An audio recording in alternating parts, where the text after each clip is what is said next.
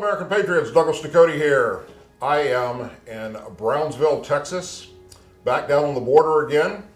I have with me the pleasure of meeting and introducing to you the Vice President of National Border Patrol Council 3307, Chris Cabrera. Chris, thank you so much for joining us, brother. No, and thank you for coming out, and we appreciate it. It's folks like you that give us a voice, because if we didn't have the media involved, we would just be yesterday's news and the backstory, looking for someone to give us that attention so that we could get the help. When we were down here last April, we came across Mr.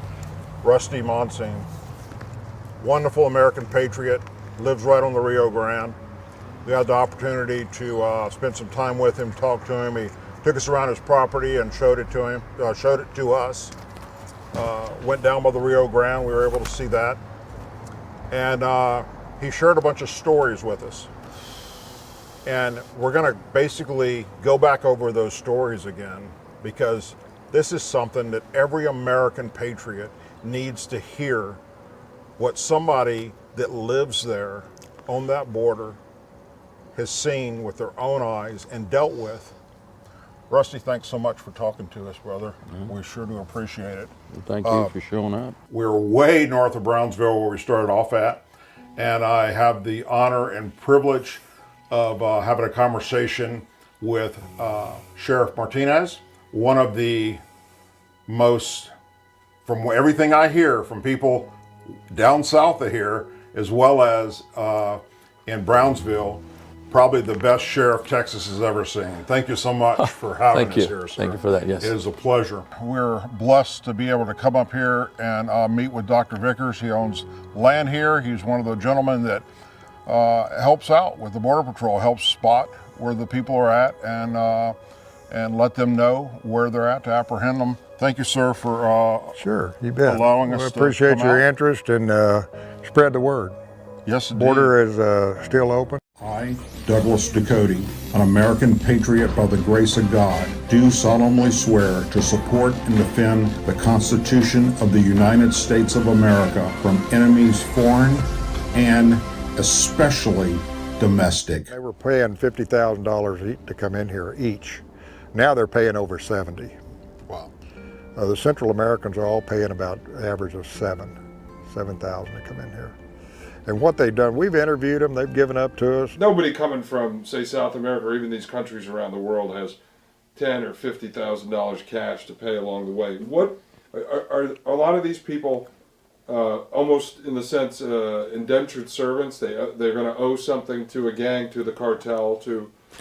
Yes, and what occurs is that once they're stashed in a home down along the border, they're kept there until funds start arriving, so they can get that particular criminal gangs to get their monies before they're filtered up north to my area.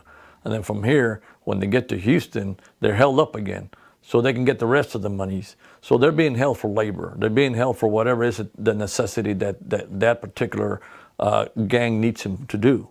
So either they're going to go work for them, or they're going to go prostitute, whatever the case might be. If a group is coming up from, whether it be South America or, it's less and less Mexicans now, it's more OTMs, from anywhere, and these people, you said the Chinese could pay upwards of 40 to 70,000 to Like the Chinese. Well, where are these people that are trying to sneak over here, getting whether it be 10 or 40 or 70,000 dollars, or are they are they basically indentured servants? They're an indentured servant for 10 years, and they garnish their wages, and they put them in an apartment. If they try to escape or something, who knows what happens to them. They'd probably be they're a floater in Lake Michigan or something, Right. That's what happens. Are the majority of people that are coming in that are being handled by traffickers, by the cartels, by the professionals, versus, say, some guy or a family decides to just flee their home in Guatemala and make a trek up here? Are there a lot of those, or is that kind of can't really happen with the cartel controlling all these areas in Mexico, and people have to be able to pass through those areas to get to our border? Well, the issue that's occurring here is the fact that there's a lot of those type of families that are trying to leave their countries because of a bad way of living, but they're getting tangled up into the criminal aspect of it. just because the cartels run the whole show. What they'll do in Honduras, Guatemala, or El Salvador, they'll mortgage their home to a cartel loan shark for 30% interest, get the money to pay the cartels to come in here, and if they don't pay a significant portion of that back in 90 days after they get here, they go in there and kick the family out on the street and sell it to somebody else. That's how they get it. A lot of these people get their money. So just by the nature of the beast, if you were someone who wanted to flee, that had no intentions of necessarily coming here to do bad, chances are somewhere along that path you're going to have to make a deal with somebody to be able to cross in. That is correct. Just the fact that they get blanketed in, it's just a big old blanket and everyone is involved with it. So that's going to be a big issue for them. The Dreamers, when Obama said, oh, we're going to let the Dreamers come and da-da-da-da-da, yip, yip. It was like overnight we started seeing these groups of young people coming in, you know, 20, 30, 40 in a bunch. March of 2013, we had a group of 110 that were, I should have showed it to you, right there a mile north of the checkpoint. We videoed it. We were right there. I mean, they were 20 feet from us. Videoed it. This is the guy that's a Mexican street gang. He was leading a group of 12, probably about a mile and a half out here. And the dogs, Linda put the dogs on them with the Border Patrol there, and the dogs held them, and the agents went in to make an apprehension, and this guy took 2 of them down. You know, he put up a fight, and the dogs went in there and took care of him. And he had that Mexican street gang on him, tattoos. That was back during the sequester when Obama parked all their 4-wheel drive vehicles, cut out all their overtime, had no brush crews after 5 o'clock in the afternoon. I mean, it put us on our own, you know, we were on our own. That was all during the time when he closed down all the we had no air support. He shut down all the helicopter air support for the Border Patrol for 8 months, all of this. He completely compromised everybody that lives along the border's lives for 8 months because he shut the Border Patrol down. These are all Hondurans. This is after the Border Patrol handcuffed them, and we're watching them for them because there's still some out there running around there. So we took some pictures. Dreamers. That's who. They say there's over 1 million of them. There's probably 10 million of them here. Right. You know, and the significance of that. These Democrats want to give them everything. Right. And they're all criminally minded. Most of these young males are gang members in either one of those 3 major countries: El Salvador, Honduras, or Guatemala. They've got the tattoos, and they become a gang member when they're 7 or 8 years old, or they don't survive. And they're bringing that mentality into our country. That's why there's so many of them dead that you guys are the Remembrance Project. I'm Dan Govach. I'm the father of Spencer Govach. My son was murdered by an illegal alien on January 31st of 2015, 12:55 a.m. in the morning. He was just sitting at a red light in the neighborhood that I grew up in, and this illegal alien that had a long violent criminal history pulled up next to Spencer and randomly chose my son's head for target practice. And this is my son. He went on to shoot another young man named Juan Garcia. Later that morning we had the 2 police officers and the chaplain show up at the door, and that was the beginning of sorrows when we were told. And it's been a place of despair, and we want to just tell our story and let other Texans know the danger that exists and the things that we're being made vulnerable to, and we hope to bring awareness to that. We started scratching around in the dirt, and while they were had their heads turned, he buried his billfold, and we found it. And it had a lot of important information. It had 21 contacts in it that statewide for smuggling contacts and other coyotes and stuff. He was a coyote But he also had his deportation papers where he had been deported from Polk County, Texas. That's up in the piney woods of East Texas, from Livingston, Texas, 2 months prior. So he was smuggling, he was coming back in here. A lot of them do that.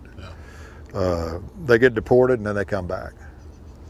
Talking to the DPS about this one, they busted a marijuana growing farming operation in that national forest in Polk County, Texas, and raided it. I think they burned up 33,000 plants and caught these guys. You know, they put a drone over them and sneaked in there and caught them all. State did. Texas Rangers did. And that he was part of that operation. So, knowing the way things are now, he's probably back again. You know. He probably did a little bit of time. Usually, when they're deported a couple of times and they're involved in a smuggling operation or drugs or something, they'll get 8 months in the penitentiary. We've had some like that. They were sneaking back in here. They put up a fight. I mean, they want to try to hurt you. Yeah. So we have to defend ourselves. But we've never shot anybody or anything, but we've come close. How often do you have any of them that actually have a weapon on them? Most of them, by the time they realize that they're fixing to get caught, they'll bury that weapon. But we find a lot of them, 25 calibers. You can go on our website. The Tangle Blast is one of the biggest gangs in Texas that work with the cartels. Houston's full of them. All these cities are full. They all carry a stiletto. It's like a spear point, razor sharp, so they stick somebody, you bleed to death. You know, they all carry those. We've taken those off of them. This is an emergency station that the Border Patrol put out that probably costs a minimum of $65,000. You can read it. And I'll take y'all and show you one of these. If you need help, push the red button. Help will arrive. Do not leave the area. English, Spanish, and Mandarin Chinese. They need to put These Chinese have been coming since the 90s. Wow. Since the Clinton administration. And they get to stay. We can keep them 6 months and get no information out of them, then they turn them loose. Yeah. Because we won't send them back to China because they're afraid that they'll cut their heads off. So, in the state, we have some real important people, like regional directors of Homeland Security and ICE and everything that, you know, we report information to. And they tell me that's the number one group we're concerned about. Homeland Security is concerned about. Not so much the Muslims, but the Chinese. This checkpoint is rigged up with a computer system. They can interrogate them, ask them something in English, and the computer translates it in Mandarin Chinese. Wow. We had a group just 2 ops ago, and they didn't have a coyote with them. They had some kind of a device on a pole for checking the stars and where they were and everything. I mean, it was some kind of technology, and our guys were from here to your truck embedded, and they were sitting there chattering away in Chinese, and after about 30 minutes they took off, and they had that thing look, you know, what it was. Well, we're gonna have to start putting that in Muslim writing here soon, because we've been hearing a a whole bunch. We've caught a lot of Pakistanis and Muslims, and you know they got a bunch of Iranians. Yeah, we had one group of 16. It had like 7 Pakistanis, a couple of other Middle Easterners, 2 Chinese girls that were about 23 years old that spoke fluent English. We know a lot of people from the Middle East are coming over because we find it in the pocket trash we find on the landing and stuff. The sign that I cut is by the sign that they leave on the ground. Their food, the type of food, the type of clothes, the fact of the way that they mark the trails so that their buddies can come across. We found Sudanese dinars, all kinds of Middle Eastern money over the years. We turned it over to the FBI, called the Border Patrol, but turned the money over to the FBI. Should have kept it because it didn't make any difference who you gave it to. You know, they weren't going to be able to do anything. It just establishes a point that they're coming. We'll see it in the clothing tags. you know, if it's written in obviously a different language. I mean, anything can say made in China, Arabic, but if it's written in not a lot Arabic, of- obviously, yeah. Not a lot of stuff says made in, you know, Yeah. Saudi Yeah, or and especially if it's written in Arabic or whatever, you know, or the passports or discarded receipts. It looks like it's just hung. No, it's not wet.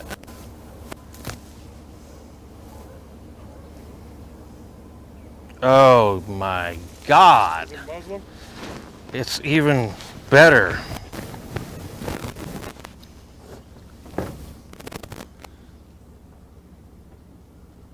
Those are called shamags. You wrap them around your neck.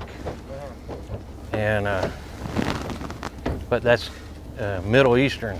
There was a daycare center in Matamoros. And that I know of, there was 3 instances where 3 different daycare centers were invaded by Muslims, and they grabbed the kids who were under, most because you're talking to kids 3-4 years old, okay? Right. That's the oldest.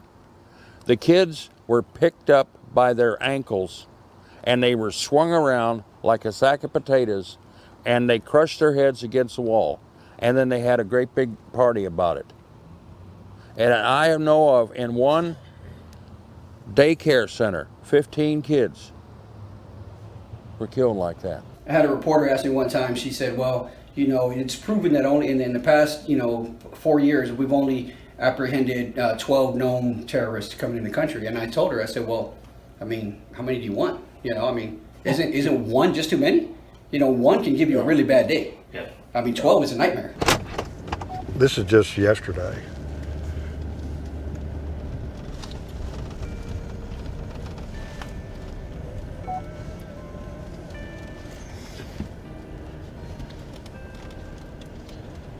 See those jugs under there? Right through there? Yeah, that's where they laid up. A couple of them stayed in that observation blind. Now that fence is hot right there too, but see this crawl hole right here? Oh yeah. There's a big slab of cement on the other side. We pull it around and put it underneath that crawl hole, and they pull it out. And you know, this event happens 5 or 6 times a week, and that's probably the traffic from yesterday. And that you can't hardly see that slab of cement, but it's a big boulder, you know, and we put it underneath there, and that's kind of how we monitor how recent the traffic is. Once they come across, then you have your transportation cells that I referred to, and they're usually out of Houston, and they're usually stolen trucks. What they do, they kind of monitor these gas stations up in the Houston area. Any truck that's left on, they'll jump on it and come on down, okay? And they'll change the tags as they're coming down to match the truck. Just like this truck that ran through my place. Yeah. Benny did the investigation on it. The plates, it was a 2007 Chevrolet Silverado. Benny did and DPS did a trace back on the plates. The plates belonged to a 1995 Crown Victoria or something like that. They were able to get the VIN number and find out who it belonged to, and it was a local guy that sold it to somebody he didn't know for cash. Once the group comes in, they get picked up.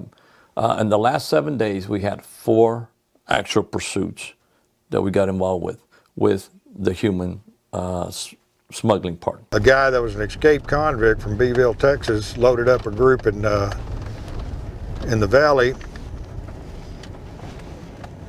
and he had them in his toolbox, and it was a work truck. It was a 2007 Chevy crew cab with a big bumper on it, a ranch hand bumper.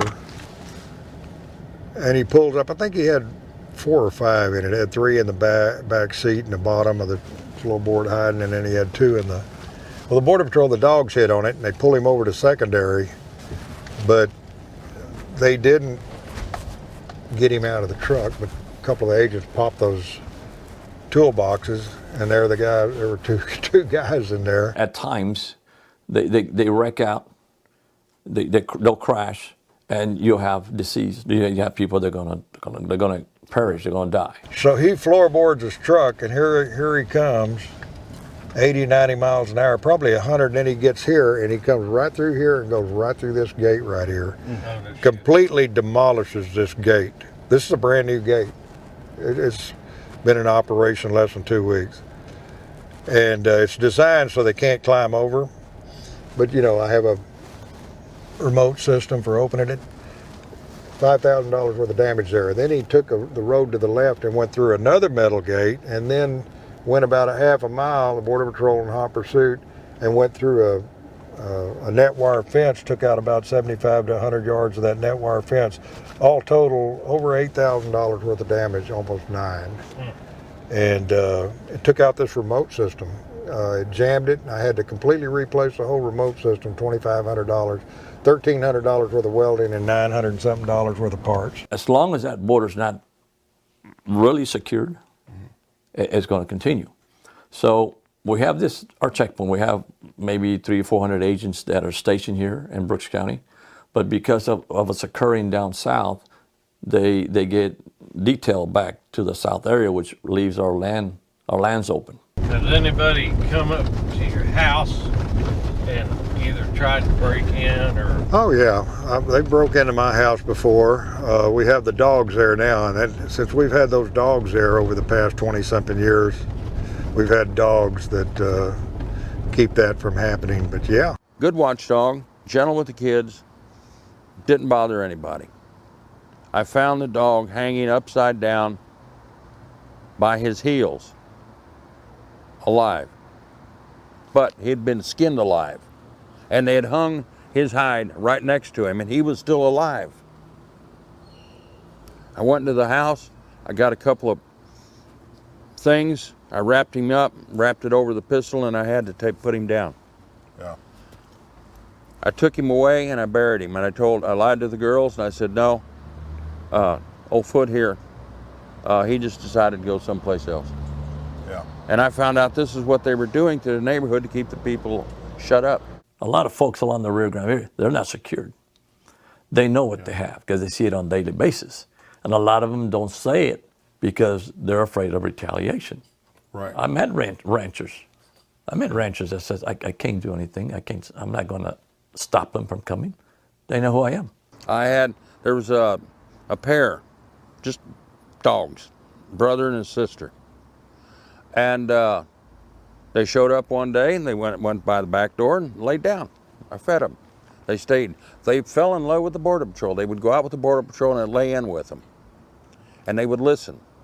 And they would point out in which direction the wets were coming through. And they would bark. If somebody tried to get after the Border Patrol, those dogs would go absolutely nuts. We've ultimately, and the Border Patrol went, those dogs were well fed, you know. I missed the dogs. I missed them for a couple of days. Said, okay, fine. It's a season and they're out in the field somewhere. But as it came back was the fact when I was standing by the road and there was this kid going through and I recognized maybe one of the coyotes that was bringing people through.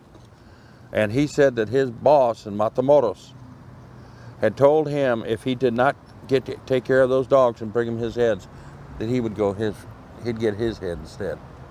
Wow. The kid said he was leaving. He said he loved those dogs like they were his own dogs. He said that the dogs' heads were mounted in the boss's office in Matamoros. It's horrible. It's just absolutely horrible. I'm 70 miles north of the river. What we have here is a very unique situation where we're kind of like the hub as far as the last line of defense. As you get the narcotics, as you get the people, either from the Brownsville area all the way down to the Starr County, Zapata area, and they all filter into Brooks County. They hand it off. They'll drop off some traffic down here on 490. Y'all crossed 490 just north of Edinburgh before you got to Salmon Well, okay? They'll drop them off there and they'll go 10 miles across country and then somebody picks them up on 1017 and brings them up here to 755, which is 4 or 5 miles up the road here. Actually more than that, maybe 8. And drop them off again and here they come again, you know, coming through here or coming through this other side over here. A lot of it has to do just because of the way the formation is to transport him up north. Our checkpoint, one of the largest checkpoints in the Southwest Corridor, the busiest. Usually when they're coming up between McAllen and Brownsville, they're coming up 281 and getting dropped off anywhere between 10 and 30 miles south of That's the right. checkpoint. That's right. Sometimes a mile from the checkpoint. What I want to do is load y'all up, and we'll go. I'll take you down to the. We're going to go back through the checkpoint. Then you have your gangs that come in from Houston, that what I refer to as transportation cells, pick them up and transport them back to Houston. From Houston, then they'll go into other cities, whether it be I would say the East Coast, the Midwest, or back west, back towards the California area, Colorado. So this is the hub. 944 square miles. I have technically 5 deputies that just handles all this issue. I have my colleagues that are 6-7 hours from here, and they're having the same issues. So unless we really create something to stop this issue, control this border a lot better than we're doing, it's going to continue. Hi there. How are you? How are you? Yeah, be careful. Okay. Thank you. They'll get dropped off prior to the checkpoint where they're doing narcotics, backpacking, or people. So they circumvent the checkpoint. We're going to run down here south of the checkpoint so I can show you. This is the pickup zone, and down there is the drop-off zone. I'm going to show you what these ranch fences look like down there.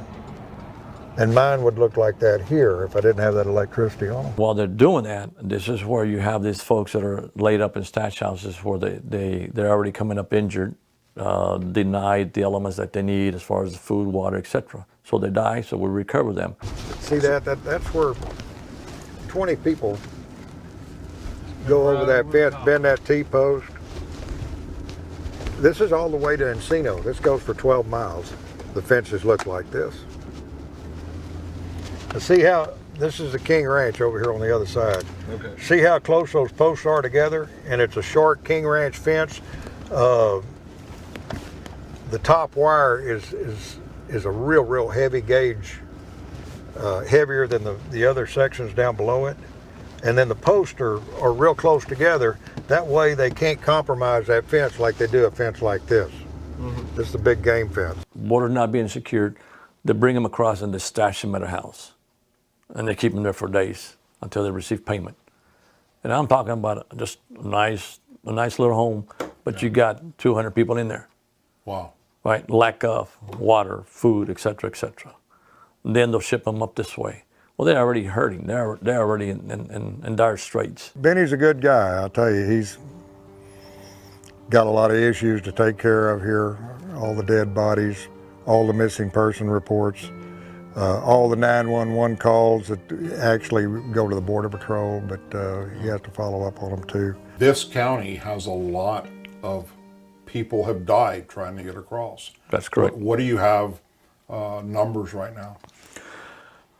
I think for this month alone, we're probably like at 45 approximate. I can probably get you a good number because everything that we've done since 09 has been documented and binders. We have lots and lots of binders. We started documenting that when I took office just because I saw the increase and it just kept going. So every single person is documented, whether if it's just remains or if it's a full body, whatever the case might be. It's a difficult issue, especially when you have one deputy working. Right. It'll take a good minimum of 4 to 6 hours just to recover one body. Because just the location to get there. Right. And it depends if it's nighttime or daytime. I remember going out on a location one time, we had to wait till sunrise. We got there about 11 o'clock at night. We had to wait till sunrise because we really kind of didn't know where the gates were for the vehicles to get in. We had crossed a couple of fences. So little things like that puts that deputy out in despair, right? And of course, we have a JP with us too that goes out there. So that's another person we need to take care of besides everyone else. And of course, Border Patrol is always out there with us. Yeah. They're part of the team, so to speak. They're there with us. You started documenting in 2009? Yes, you sir. said? Mm-hmm. So from 2009 to now, how many bodies have you recovered, do you think? I can get you an approximate number. It's over 640 for sure, Over 645. 645 Yeah. people. And I think it's fair to say that for every one we recover, we miss 5. Right. Okay? For everyone we recover, we miss 5. And that's just one county. It's just one county. Yes. They're all looking up, looking for the pearly gates when they die, and he's what we call a crispy critter. It's probably been like that about a week. A lot of them, the bones are scattered, you know, the varmints and wild hogs, Right. coyotes, buzzards, Mexican eagles, or the caracaras, take care of them. And we have mountain lions here, and we know those mountain lions are getting some of them before they die, or if they're weak and lagging behind. Yeah. Yeah. We've actually got some video footage more than once. We've probably had 20 mountain lion sightings over the years, 20 or 30. But we had a group on one of our operations that there were 8, and they buried up in what we call Sacawista. It's like salt grass. I'll show you some here in a little bit. And we got 5 of them caught. It was late in the afternoon, about 5:30, 6 o'clock. Got the Border Patrol in there. We dug them out. And I mean, that stuff, you can walk from here to you and you can't see them. They'll get buried up underneath that stuff. So we knew there were 3 left out there. So we put a team out there that night. And at 10:30, a mountain lion came out about from here to the tree right there, going through all that Sacawista looking for that human scent, looking for one of those guys. Right. So we know that mountain lions are, and we have one east of here about 10 miles on a ranch that they found a young male with both of his shoulders eaten off, and had mountain lion tracks there, and they found the bones about another mile down the fence line. So you know, they're taking a bunch of these people out, and we don't find them. Yeah. They gobble them up. And the rats and everything carry the bones off. So we find about 20% of them. So that 700 plus figure is probably 5 times that big. What else do you need to know when you see that many people are dying in just one county? For those that are pushing, doing human rights things, and we have to have open borders because we want everyone here, and we do. We want people that are legal to come through the legal way. But when you've got that many people that don't make it and they're dying, what else, you know, a border will stop at least them from coming into America and that happening. And if they touch that terror block system, for instance, if they touch that fence, we're going to know where they're at. If they're in emergency need, we can drop water across to them, contact Mexico to come pick them up there and help save their life before they trek across 70 miles to get to where we're at now and die. So we've got literally thousands of bodies out there right now that haven't been recovered. And the problem keeps growing. You see what I'm getting at? It's just Yeah. amazing to me that, you know, you have 10 deputies and you got to deal with what percentage? 80% of your I was thinking more like between maybe over 50%. over 50. For sure. Yeah. You know, because you also have to deal with the fact that if they get caught as they go out through the brush and they're fugitives, you got to handle that. So we secure that body, right? Because we had a guy here for almost a year on a murder charge that he was denying it was him.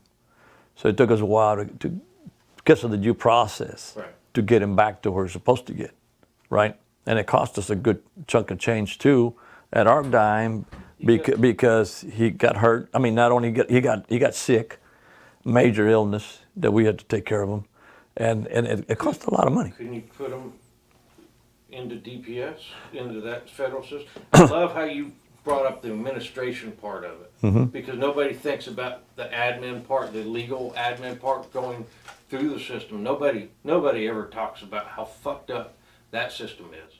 It's screwed. It's screwed up. It's really, Yeah. do you, not change subject, but Yeah. if you convict this guy, and if he does not do his full term, okay, he gets out for early good behavior or anything, he does not get deported. If he does not pay his Right. full restitution to whatever he damaged, he doesn't get reported. he gets kicked out, and then he does it again. It drove us batshit fucking crazy. Nobody talks about how screwy the damn laws are. Yeah. Yeah, the system itself is not helping us at all neither. Yeah, Lady Justice, that blindfold, may as well redo one without it. Yeah. Well, I mean, and these are lawyers that make up these laws, Right. man. That's the whole key. Right. That it hinders everything. It just stops. The whole wheel stops. Oh, yeah. It Or stops. it goes backwards. Yes. Yeah. Well, and then now, what happens since it goes backwards? What happens when you go backwards? You do the same thing. It tears up. It breaks. Right. We loan them our night vision equipment. Well, they'll come out and they 4 agents might have one piece, and we'll give them our night vision equipment, or we'll accompany them and point out where these guys are. There they are, buried up over there, and they'll go in and make the apprehension. So they don't have the resources and the equipment and the manpower to get it done. We just definitely need to secure We the need border to secure that border. Right. and put the right elements into place, components, to make it happen, Exactly. and get them the resources the Border Patrol needs, and get them trained or whatever's needed. Just put it in place, and because we do have a real good collaboration at the local level, state level, and federal level. Okay, here in this area, we just can't get it from Washington. They need to get on board. Right. Right. And until that happens, this will continue. We'll continue to have people get killed, to get hurt, homicides, whatever the case might be. They could shut that border down. Actually, National Guard, put them down there and let them do their own protocol. That works. Actually, they did that back during the Bush administration. They put the Army down there. They had like a 40-mile stretch. Border Patrol didn't go in there. They just wanted to try it out. And they'd arrest them at gunpoint, put the handcuffs on them, call the Border Patrol to come pick them up. Shut that part of the border down for 40 miles in each direction, besides the 40 miles in the middle. And where was that? Was that down there? It was down here in Starr County, west of McAllen.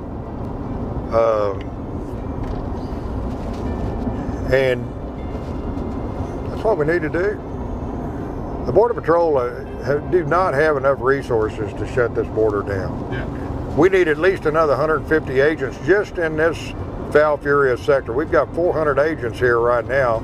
We need another 150 to be able to police the brush, report, respond to the traffic. We've had National Guard down here in a capacity similar to that, maybe not all the way, but a lot more than what they're doing now. Yeah. And I like working with those guys. Those guys there, and gals there, they're hardworking folks, and they're volunteers. They're coming down here, doing it for much less than what we get, and it's great to see them down here. I'd love to work with them. I'd love to have them down here. It's unfortunate that it's gotten to that point, but I think that would be something to explore if they would take the handcuffs off them and let them get out there and play. We need barriers. Barriers. We need that. Okay. Along with barriers, you need the human element to see what's crossing, which includes technology, because you're going to need that. But you're going to need those boots on the ground to meet those demands, right? Because we definitely need to identify who's crossing. They need more manpower. They need more technology. They need more four-wheel drive vehicles. And we need to go into these cities and start busting them, rounding them up. These sanctuary cities like Houston, San Antonio, Austin, round them up. We've reached a point in our society, sadly, where it doesn't matter. You're no longer safe to live in your own homes. What's happening here on the border is more dangerous than what our combat troops face overseas in Afghanistan. Literally. Our men and women serving on the border, helping to protect it, and the people and the families and people like Rusty that live there and lived there all their life pretty much are now up against this horrible situation, which is something that we've got to address. Somebody has to fix the problem. And we've brought solutions, and we've talked about different ways that it can be done with the terror block system, for instance. And hopefully, in our lifetime, we're going to see this problem fixed.